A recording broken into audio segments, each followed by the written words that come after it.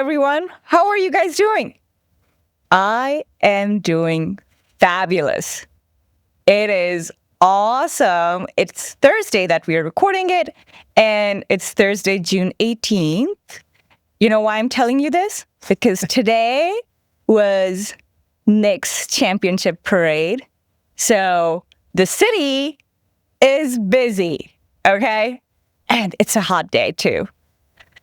And that being said, we are recording episode number 149 of the 9 to 5 Wellness Podcast. I can't believe it. We're almost at episode number 150. Like, my goodness. I am really looking forward to when we hit 200 episodes. So, just 50 more to go. Anyways, that being said, I am super excited about the podcast episode today, and I know that you will love it too. You know why? Because it's a sweet episode. You're like, what? What are you telling me other episodes are not sweet? No, this is like literally sweet because we're going to talk about everyone's favorite dessert, chocolate. We're diving into the health benefits of dark chocolate, like its antioxidant profile, the history of chocolate, and the science behind chocolate processing. Yes, we are going to get a little bit geeky, not too much, don't worry about it. And quality sourcing of chocolate. And also we're going to dive a little bit into like, what are the main benefits of chocolate if it's done right? And the reason I wanted to talk about it on this podcast is because a lot of my patients, clients, even listeners have come back to me and they're like, oh, you're always talking about nutrition. You're always giving nutrition tips, but I have a sweet tooth, right? And at the end of the day, I want something sweet. Like after dinner, I want something sweet. And I eat dark chocolate because that's what I've heard. It's very healthy for you. So what do you think about it? And in all honesty, I told everyone, like all my patients, everyone, I'm like, okay, if you are just eating one square of dark chocolate, you're good. Till I attended a workshop. And I was like, oh my gosh, I'll have to eat my words because I was so wrong telling everyone, okay, if you eat just one square, it's fine as long as, you're buying like dark chocolate and whatnot. Because today's guest is a person who actually taught me what dark chocolate really is. I had no idea that I've been kind of like eating junk. Okay, so my guest today is Netty Atkisson. She is an author and a certified chocolate educator who leads hands-on chocolate tastings for corporate teams, leadership groups, and community organizations. And that's how I met her at a workshop of hers where she was teaching everyone about chocolate. And I'm like, oh my goodness, like I had no idea chocolate can be that deep. So we're going to go deep into chocolate with her today. And that's not all. I want to share with you that she trained with the International Institute of Chocolate and Cacao Tasting. She completed a cacao masterclass in Dominican Republic, and she spent significant amount of time in Costa Rica deeply exploring chocolate making process. Welcome to the podcast, Nettie. Thank you so much. I'm so excited to be here. And like just listening to the opening, I'm like, I think we have to do 2 of these. Maybe. It's just such a fun topic and there's so much to talk about. And I know everything you want to talk about. I'm thinking, I don't know if we can get all of this done this might need to be 150, 49, and 150. Oh, that would be awesome. I'm down for this. Okay. So this is the question that has been like kind of on top of my mind since I attended your workshop, and we're going to dive right into it. Because I like talking to people about what was the inspiration behind their business and how did they get called to do this work, right? So you tell me, like, how did you get into chocolate? Literally learning more about it and then educating others about it. Yeah, I didn't grow up being that interested in chocolate. I mean, funny enough, my mom would bring us home really low quality chocolate, and I just didn't really care about chocolate. And then I moved from New York to Chicago, to the suburbs. I didn't know anybody, and I was looking for things to do, and I saw a lecture by a guy. He was a professor at Yale named Michael Coe. I didn't know who he was. I didn't really know what the lecture would be like, but I went there, and it blew my mind. He was an expert in Olmec, Mayan, other Mesoamerican cultures, and while he was there working, his wife, Sophie, thought, wow, look at how people use cacao and chocolate in a daily life. I've got to dig into this. So she started writing a book called The True History of Chocolate. And then sadly, she passed away from cancer, so he finished the book. But I saw his lecture, changed my life. I didn't know chocolate came from a fruit. I didn't know either. 2001. So we'll talk about this more. And then I just was really impressed by the way it was a food and used in cultures for negotiations, meetings, dinners, just how it was valued, the food was valued, and that really stood out to me and put me on this course to dig deeper into the history of chocolate and cacao. So it was almost like a currency used as... It had been used as a currency, so it was always high value, and it was only for people that, it was for higher class, right? Even when it got to Europe, it was not until the Industrial Revolution that changed. So making chocolate is such a complicated process, and guess who was doing the work? Who was? The women. The women were doing all the work because it said in one of the ancient codices, and I know we're jumping between history but in one of the ancient codices, the records of the time, it shows women working, pouring it to get froth. It also shows that after they finished eating, they would bring out lots of cacao drinks, some with magnolia, some with achiote, some with honey, some with vanilla. There was something called black cacao. I don't know what that is, white cacao. But cacao was special. It was not something you were going to wash your dinner down with, is what Michael Coe says. It was special. It was venerated. And so people would sit after and they would drink it and enjoy it. And it was not easy to make. It's extremely difficult to make. Yeah. Okay. So now I'm excited to get more into this. So let's talk about history, because in your workshop you were talking about it and I was like, oh my gosh, this is so exciting. I had no idea that this goes thousands of years back. I thought that chocolate was like a more recent, when I say more recent, maybe 100 years ago. The chocolate we know is, right? Okay. Yeah. Invention or a product that we started consuming now. So tell us a little bit more about the history of chocolate and where did it all begin? So you got to grab that vase right by you. We got to show everybody. This I just brought back from Ecuador. This is a replica of a drinking vessel that was found in Santa Ana, La Florida. And it was in a burial site, the Mayo-Chinchipe people. Yeah. So the way they can tell how long cacao has been around is from the alkaloid theobromine. And so we'll talk about that later, but theobromine is like caffeine is to coffee, theobromine is to cacao. They both have a little bit of each. But if you have a lot of theobromine and a little bit of caffeine, that tells you that was cacao. Oh. So they tested these vessels. Ceramics are incredibly important in the history of chocolate and cacao. And if you show people, that's supposed to be both, one side is the jaguar and one side is a human. Oh, yeah. You're right. And when I was in Ecuador, they told me that you could grab it. Human side. This is like the animal jaguar. Yeah. In Ecuador, in Ecuador, they found it was 5,300 years ago. They can tell from the theobromine. There's also evidence of Peru 6,000 years ago in Huacamonte Grande. The thing is, we think of Ecuador and Peru as different countries now, but there were no borders. They're 6 hours from each other. We know people were intermingling. Oh. In this part of the world, the trade networks were incredible. We know the Incas had incredible trade networks. We know the Mesoamericans did as well. Cacao made it up to New Mexico. It was being drunk in New Mexico. That's thousands of miles. So the trade networks were strong. There's no evidence it was chocolate. They were probably drinking the fruit, maybe fermented. There's just no evidence it was chocolate. What really were the cultures that really brought what we know as chocolate drinks, and that was in Mesoamerica. Those were the cultures that were making it when the Spanish arrived. So the Spanish arrived, and one of them said, oh, it was a drink fit for pigs. It's terrible. Wow. Yeah. One of them, Bernard de Castillo, he said, oh, Montezuma drank 50 cups a day because he used it for the women. There was others, but they could see that it was venerated and it was important. So then what happened is when the Spanish arrived, they conquered, obviously, Tenochtitlan, land of the Aztecs, went down, took over the Mayans. And the cacao beans were brought back and the tradition of making the drink was brought back to Spain. It's called the molinillo. Yeah, that's their blender, right. Yeah, and I brought us little mini one. That'd be perfect for my protein shakes.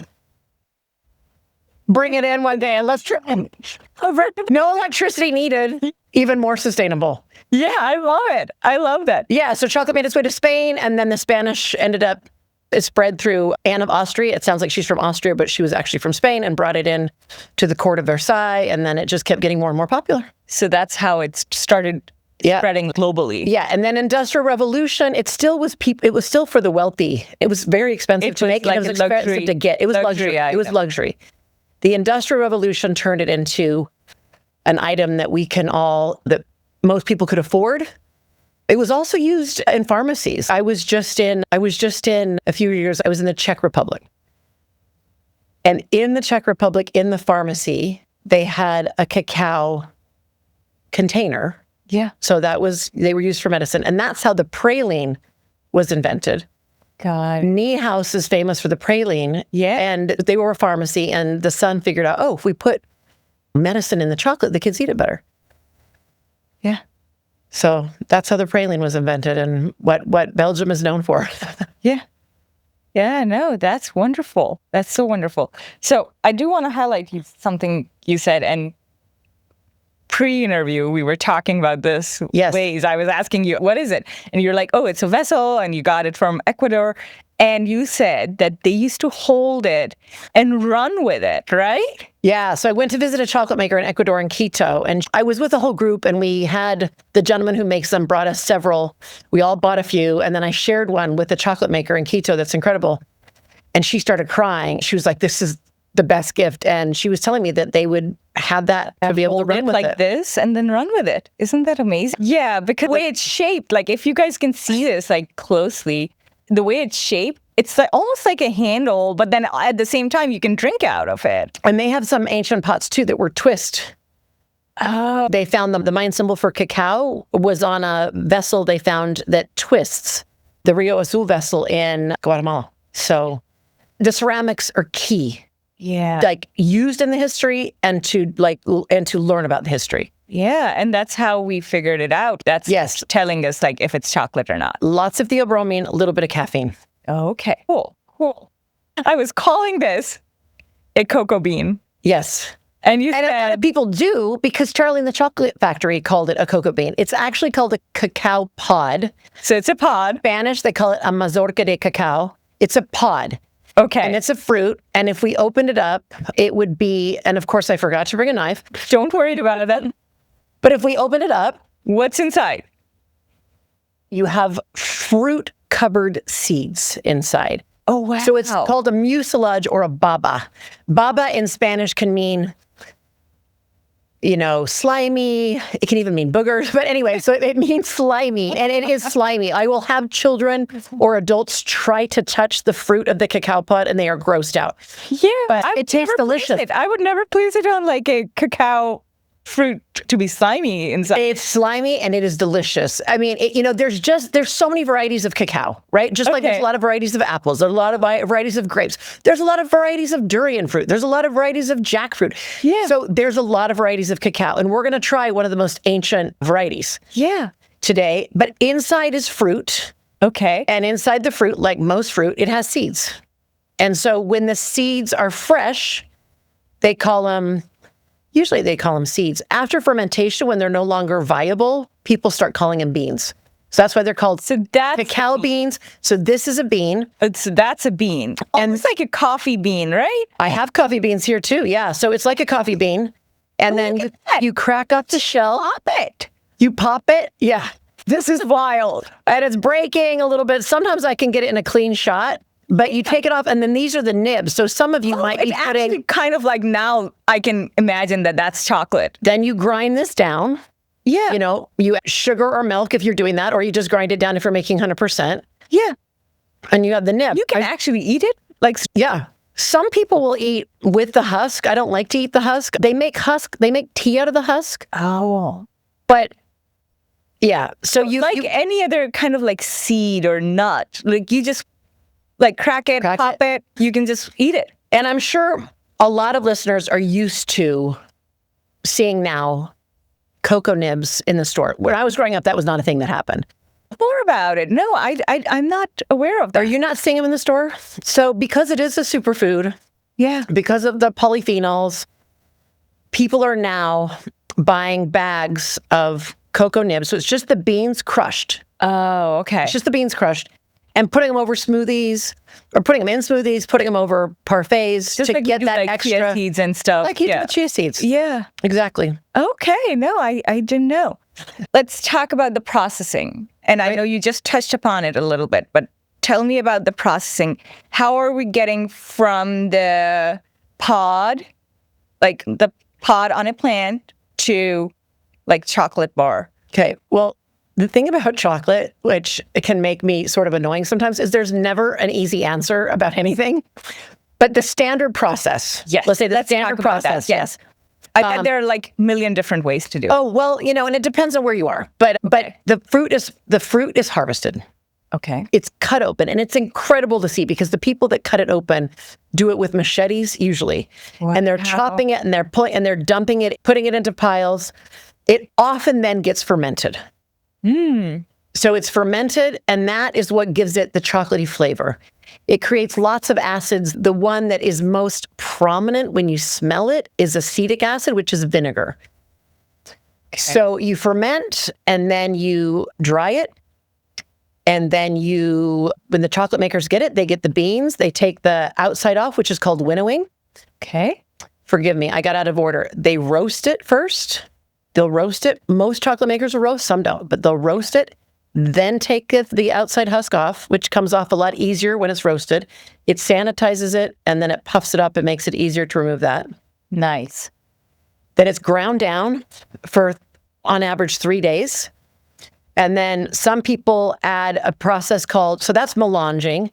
Some people add a process called conching, which is agitation, heat, and oxygen, which helps to further burn off the volatiles like acetic acid that were put in with fermentation. Okay. And then you are tempering it and putting it into a bar. So just simple, it's harvest, ferment, dry, roast, melange, conch, temper, into a bar. Love that. Yeah. Wow, love that order.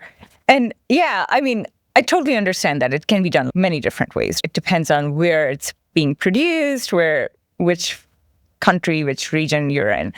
That being said, though, you mentioned conching. That I've heard of that. A friend of mine, this is a question from a friend of mine, because I was just talking about your chocolate workshop with someone, and I was telling her like how I invited you to the podcast, and you have to ask her a question from me, and I'm like, what is that? She's okay. I've heard of Dutching. Yes. So, and I really don't know where in the process it would come. But what is Dutching? Is it good for chocolate? If it's not good, tell us more. But not good. Honestly, I don't know anything. So there was a father and son. I actually have this. It was a father and son in the Netherlands, the Van Houtens. It might be Van Houten. I don't speak Dutch, but my son goes to school in the Netherlands. So I was there visiting him, and I found this at a thrift stop. And it's an old Van Houten container. Can I take a look? Yeah. And it's got some beans in it. But ooh, look at this. Yeah. So so they are famous because the father invented a press that could separate the cocoa butter from the non-fat solids in the bean. On average, half of a cocoa bean is cocoa butter. It's fat. It depends on the variety. It depends on the season. But on average, it's 50%. So this cocoa butter is a vegetable fat. It is not, it's butter. People say butter, but it's not butter. And so you press olives, you get olive oil, you press cocoa. Just like we make shortening out of vegetables, right? Yeah. So he figured out how to separate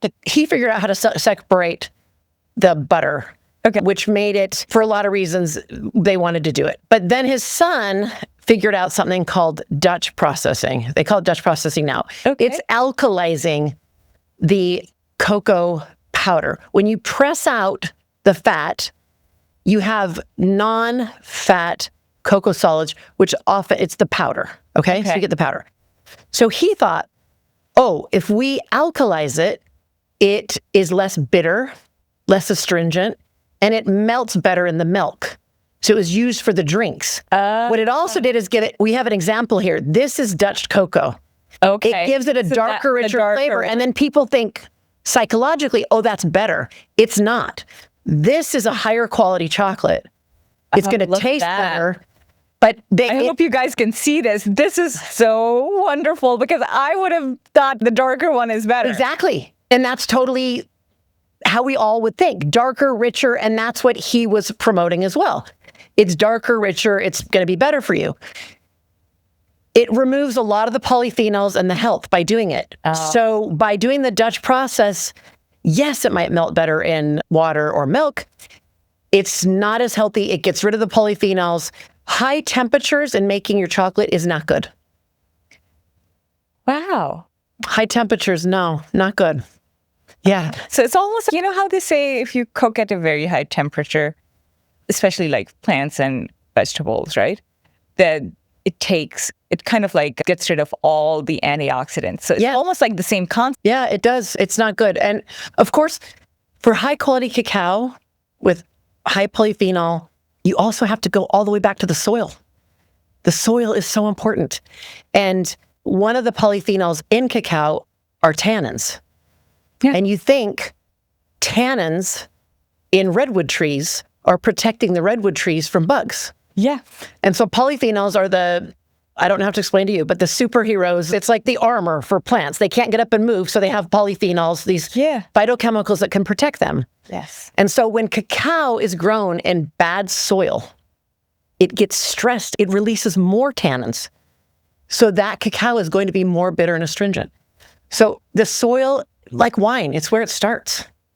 Yeah, no kidding. Like, seriously, I love that. And I do want to talk a little bit more about it. Let me just put this down. So I want to talk about the process that you're just mentioning about, like, why the plants get phytochemicals, because they're trying to fight the environment. Like, it could be bad soil, it could be pests, it could be whatever, right? And we see this in different plants, like blueberries. Why are blueberries and berries high in antioxidants? Exactly the same concept, because the plant itself is trying to protect itself. And that gets transferred into the fruit. And then when we eat the fruit, we get polyphenols, which are really, really healthy. And they're anti-aging, by the way, talking about longevity here. So that helps the plant. But if we think about it, like I was thinking about it, I read about it somewhere about like the berries, and then now you're explaining it, the same process is happening for cacao too. We as humans, when we are in an environment where we are stressed, what do? We find defense mechanisms. Absolutely. Right? So the plants are no different. Yes. I have a friend who is flown around the world to teach farmers about soil health and fermentation. And when I listen to her talk, the connections between human behavior and plant behavior, and cacao in this situation, it's strong. The behavior between plants and humans. Yeah, isn't it very similar? Every time I listen to her, I'm like, oh, that's a life lesson. Yeah. That happens with humans. For us too, right? As humans, right? Because when we are stressed, we are like, okay, now we have more. We are expanding our capabilities. We have more armor to protect ourselves. So that's what plant is doing too. So I always think there's so many similarities. It's so good many to learn about. Yeah, 100%. Let's dive into the nutrition or the nutrient content of cacao. I've read many different studies, and I'm going to link some studies into the show notes. But this very big study done at Harvard found that the polyphenol and antioxidant content of dark chocolate is very heart protective. Like, it has benefits for cardiovascular health. And my audience knows that we're not making any health claims, but just discussing the educational component, and this conversation is just for educational component. That being said, you tell me what else is associated with the compounds that are found in chocolate. I might not even be bringing up all the compounds. You would know better. And what kind of health benefits are seen? They might not apply to everyone, but what are... Yeah, that's true that they don't, because it does get complicated with how we metabolize and everything. But with polyphenols, cacao is one of the foods, if not the food with the highest. It is very high in polyphenols. And it's got flavonols, tannins, several other polyphenols. Also, it has the bliss molecule. Oh, okay. Only anandamide, but okay. And there's 2 foods that have it. Dark chocolate and, well, I should say cacao and black truffles. But what's also in cacao, it's a little bit, so I don't want to over-promise this, it's a little bit, but it's also because the theobromine also helps that your body not process the bliss molecule, so it sticks around. There's a study, William Liu, he was with Mark Hyman talking about that they did a study where it showed increase in stem cells and people did have better cardiovascular after, I don't know his recipe, he was saying 70% cacao as a drink twice a day. It didn't say, because dosage is everything, right? It didn't say exactly what is the dosage, but he said they did see those improvements. We know it is a vasodilator. I actually have a really funny story because I had a woman come to one of my classes and she said, my doctor told me to eat dark chocolate. So I'm eating a lot of Snickers, but I just keep getting fatter. Well, you're eating Snickers, so... Yeah, but I feel for her because the information about our food is difficult to come by. And what is the truth?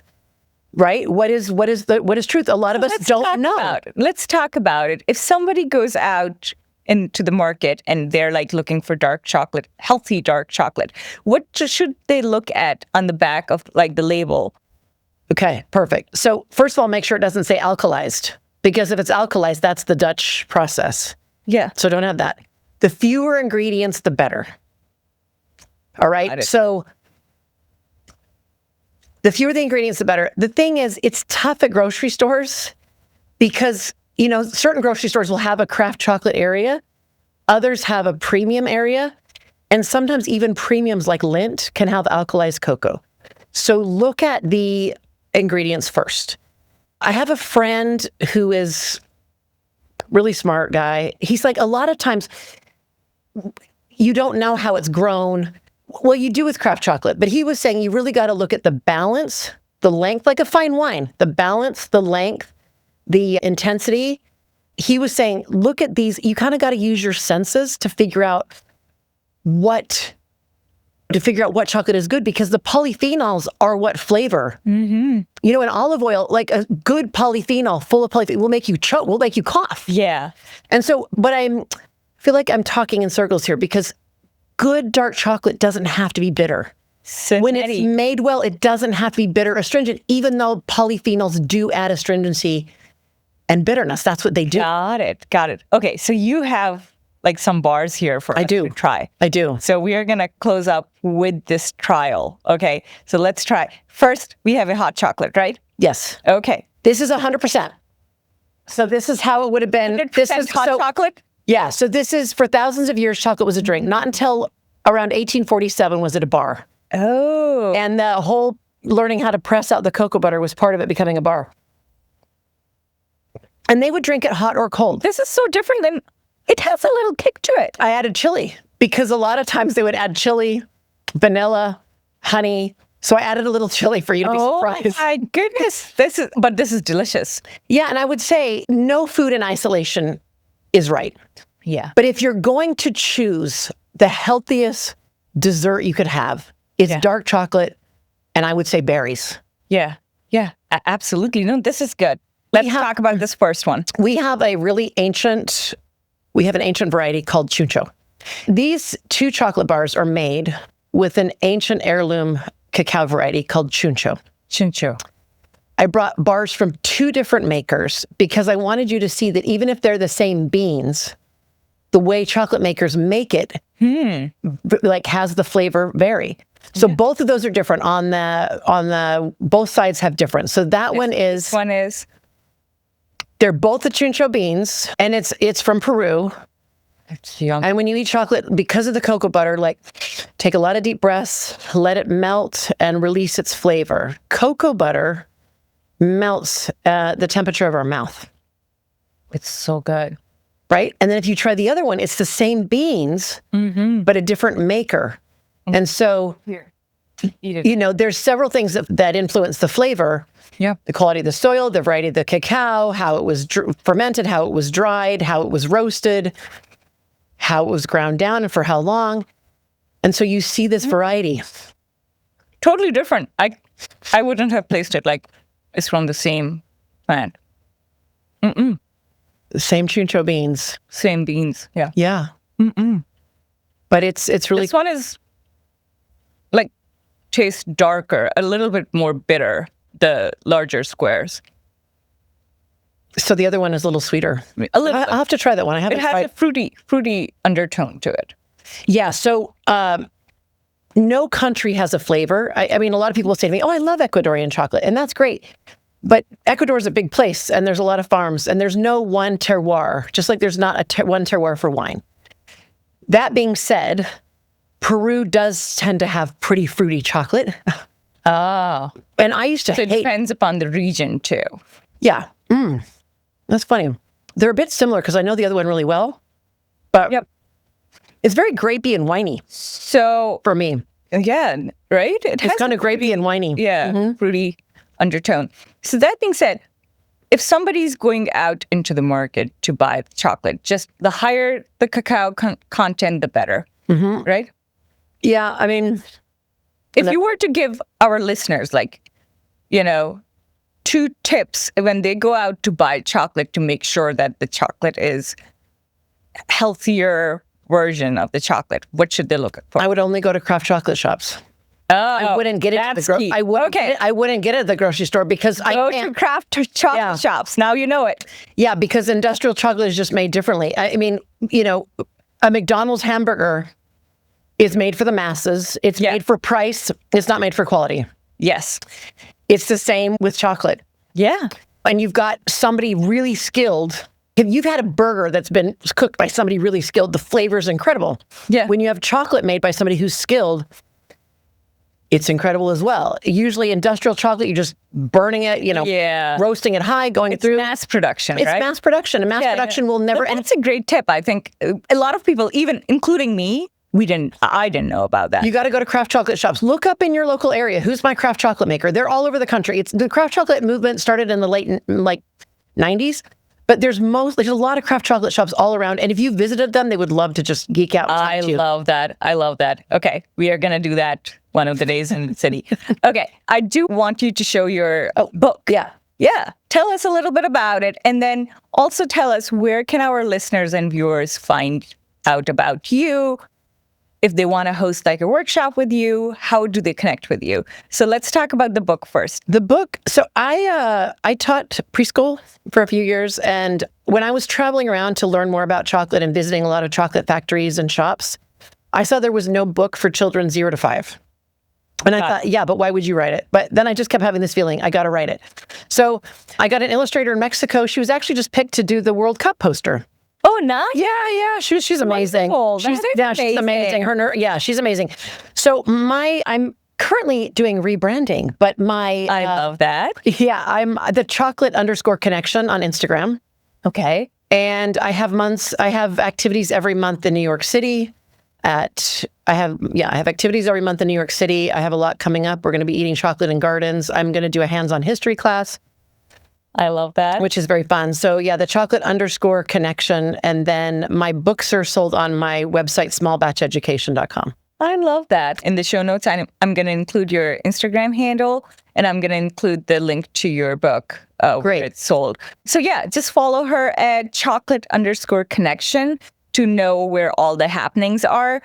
This has been so awesome, Nettie. Thanks for sharing this delicious chocolate with us. I really love them. And I think it's such a special treat to hear the story of how cacao is harvested, transported, and transformed into now what we know is like the wonder of chocolate, right? And thanks for sharing its science, flavor, and arts. So thank you so much for sharing all this goodness. Thanks for being on the podcast. Yeah, thank you so much. Thank you so much, guys, for listening to us today. I hope you enjoyed this conversation. A quick disclaimer for you guys. The views expressed in this podcast are personal opinions and for educational purposes only. They are not intended to diagnose, treat, or act as medical advice. So if you have anything going on, please consult your physician for personalized health concerns. Thank you again for listening to us. Bye for now.